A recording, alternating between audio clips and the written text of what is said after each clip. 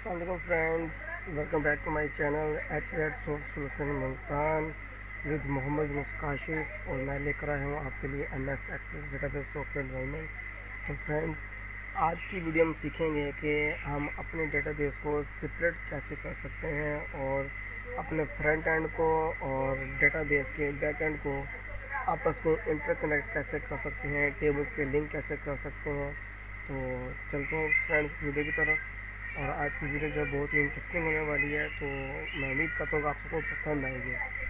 तो फ्रेंड्स, अगर इससे पहले आप लोग मेरे चैनल पर नए हैं या आपने अभी तक मेरा चैनल सब्सक्राइब नहीं किया, तो आप तमाम से रिक्वेस्ट है कि मेरा चैनल सब्सक्राइब करें और बेल आइकन पर क्लिक लाजमी करें ताकि आने वाले वीडियो के तमाम नोटिफिकेशन आप तक बआसानी पहुँच सकें। मेरे वीडियोज़ को शेयर करें, अपने फ्रेंड्स को शेयर करें ताकि वो लोग भी इससे फ़ायदा हासिल कर सकें। तो चलिए फ्रेंड्स, चलते हैं अपनी वीडियो की तरफ।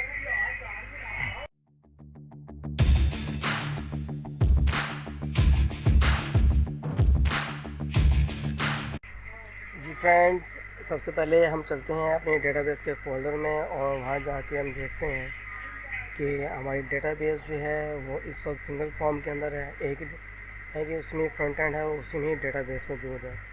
तो यहाँ दोबारा आते हैं हम अपने फॉर्म की तरफ। तो ये डेटाबेस है, मैं इसे ओपन कर लेता हूँ। यहाँ देखें, ये डेटाबेस जो है हमारे पास एक ही फॉर्म में मौजूद है।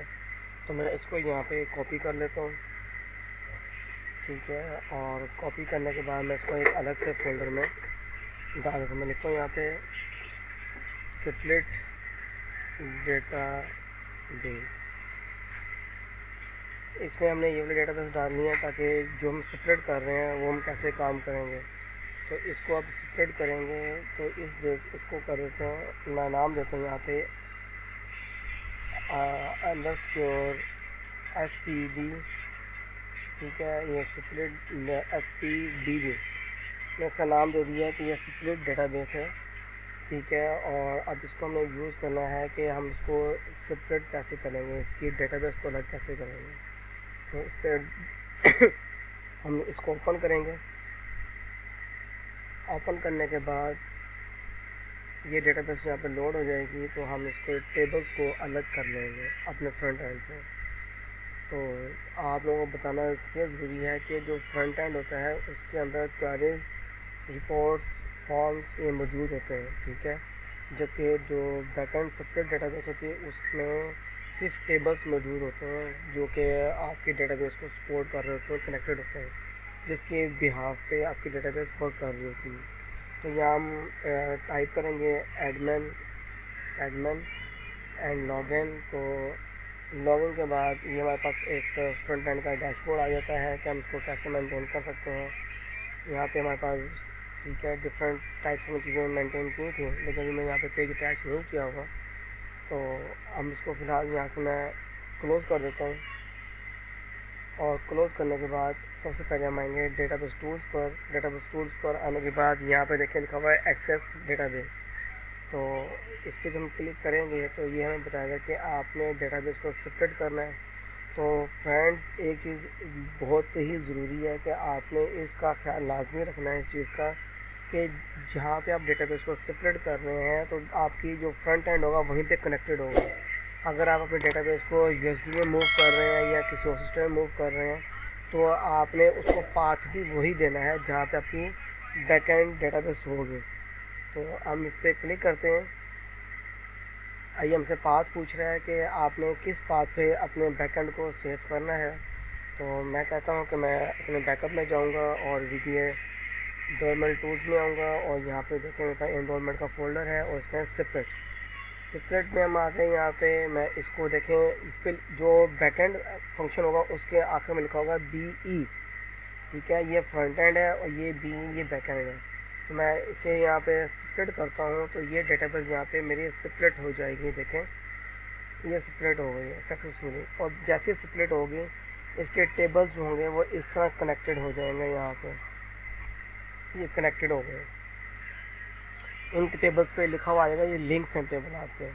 और फ्रेंड्स, जब आप किसी और सिस्टम पे इस डेटाबेस को मूव करेंगे, लेकर जाएंगे, तो उसमें क्या होता है कि आप अगर आपके डेटाबेस यूएसबी में है या आप दोनों कॉपी कर लिए, front end back and copy कर लिया और आप इसको जाकर के मूव करना चाह रहे हैं और किसी और के सिस्टम में कॉपी करना चाह रहे हैं काम करने के लिए, तो उसके लिए नहायत ही ज़रूरी है कि आप एक्सटर्नल डेटा पे क्लिक करेंगे और यहाँ पे लिखा हुआ आएगा लिंक टेबल मैनेजर। ठीक है, तो आपने यहाँ क्लिक करना है।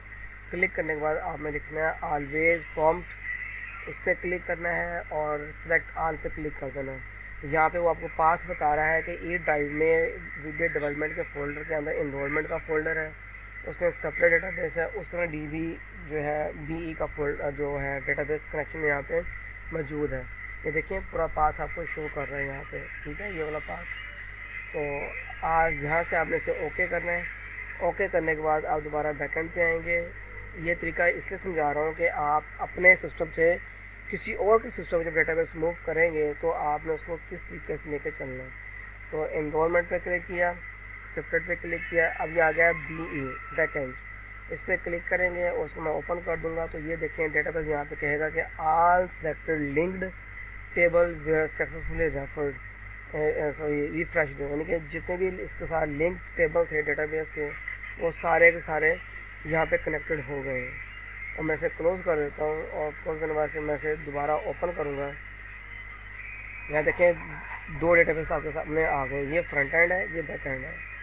तो जब मैं इसको ओपन करूँगा तो यहाँ सिर्फ टेबल्स ओपन होंगे मेरे पास, जस्ट टेबल्स आएंगे। ठीक है, फॉर्म्स मौजूद नहीं होंगे यहाँ पे। ठीक हो गया।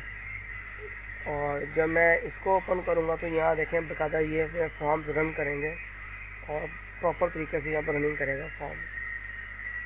तो आप ये देख सकते हैं बहुत ही आसान तरीके से। बहुत मोस्टली स्टूडेंट्स को यही प्रॉब्लम आती है कि हम अपने डेटाबेस को सेपरेट कैसे करें, इसे सिक्योर कैसे करें, फ्रंट एंड कैसे सिक्योर करें। तो ये एक बहुत ही आसान तरीका है और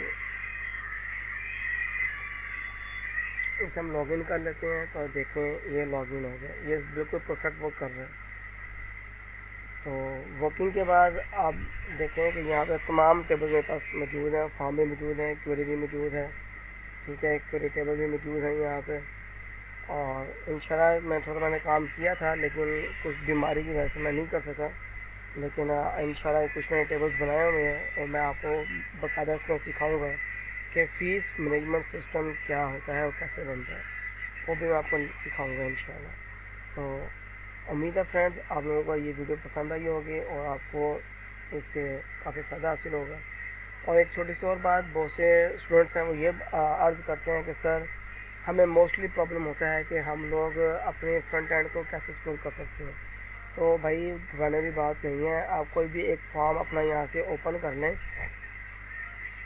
ओपन करने के बाद आप उसके जाएँ डेटाबेस व्यू में चले जाएँ, सॉरी यहाँ पे फॉर्म के आप इन्वर्ट प्रोसीजर में आप आ जाएँ। ठीक है, जैसे रन क्वेरी है इसके आपने आना है, सॉरी मैं दूसरा ओपन कर लेता हूँ और ब्रांच ओपन कर लेता हूँ फॉर्म। ये देखें यहाँ पे क्लोज का बटन है, तो मैं यहाँ पे इवेंट क्लिक पे आ जाता हूँ। इवेंट क्लिक पे आने के बाद ठीक है, बहुत आसान तरीका है कि अपने टूल्स में जाएं और ऑप्शन पे यहाँ आगे आपके एनरोलमेंट प्रॉपर्टीज़ यहाँ क्लिक करें। एनरोलमेंट में यहाँ पे अपना जो प्रोजेक्ट है उसको डिफ़ाइन करें। यहाँ लिखते हैं स्टूडेंट मैनेजमेंट सिस्टम। ठीक है, अगर आपने कोई अपनी की कोई फ़ाइल बनाई हुई है, F1 पे हेल्प की भी फ़ाइल बनाई हुई है, सॉफ्टवेयर को यूज़ करने की भी फ़ाइल बनाई है आपने, डॉक्यूमेंट टाइप किया हुआ वो आप यहाँ पे अटैच कर सकते हैं अपना डॉक्यूमेंट। ठीक है, और प्रोटेक्शंस में जाके इसे लॉक आप एक्टिव करें और यहाँ पे लिख दें पासवर्ड। ठीक है, और यहाँ मैं सेकंड पासवर्ड डाल देता हूँ सेम, इसे ओके करता हूँ। जब मैं इसे क्लोज़ करके दोबारा ओपन करूँगा तो आपके सामने होगा कि फ्रंट एंड कैसे डिस्प्ले रहता है। तो इससे पहले आप फाइल में आएंगे, फाइल में आने के बाद आपने ऑप्शन में आना है और आपने ये तमाम जो है ऑल एक्सेस ऑब्जेक्ट्स को भी आपने हाइड कर देना है। तो करंट डेटाबेस पे क्लिक करेंगे और यहाँ पे करना है कि डिस्प्ले नेविगेट पैनल ये भी बंद हो जाए और फुल मेन्यू भी बंद हो जाए और शॉर्ट मेन्यू भी बंद हो जाए। ओके करें, यानी कि जो आप इसको एक्सेस देंगे डेटाबेस को ये उसी के मुताबिक ही काम करेंगे, अदरवाइज़ नहीं करेंगे। अब मैं इसको सेव करने के बाद यहाँ पे क्लोज़ कर देता हूँ। ये क्लोज़ कर दिया। अगर मैं इसको दोबारा ओपन करूँगा तो फ्रेंड्स देखें, तमाम इसके जो ओपन सोर्सेज थे वो सारे मैंने क्लोज़ कर दिए हैं, बंद हो गए। और यहाँ पर एक फ्रंट एंड जो है बिल्कुल प्रॉपर तरीके से वर्क कर रहा है, और ये आपको फ्रंट एंड जो बिल्कुल सिक्योर होकर चल रहा है। ठीक हो गया। अब आप इसको देख सकते हैं, इसमें आप कोई एडिशंस नहीं कर सकते, कोई आप इसमें चेंजेस नहीं कर सकते। जस्ट आप यहाँ पे एंट्रीज कर सकते हैं। इसमें आपको कोई एक्स्ट्रा फॉर्म नज़र नहीं आएगा। ठीक है, तो ना यहाँ पर राइट क्लिक करने के बाद कोई मेन्यू ओपन होगा, ना कोई क्लोज़ कर सकता है, ना ओपन कर सकता है। तो जस्ट ये आप एक फॉर्म सामने है जो कि आपको बेहतरीन तरीके से डिस्प्ले दे सकता है। ठीक है, तो उम्मीद है फ्रेंड्स आपको यहाँ तक समझ आई होगी। अब मिलते हैं, तब तक के लिए इजाज़त दें। मिलते हैं नेक्स्ट वीडियो में। अल्लाह हाफिज़।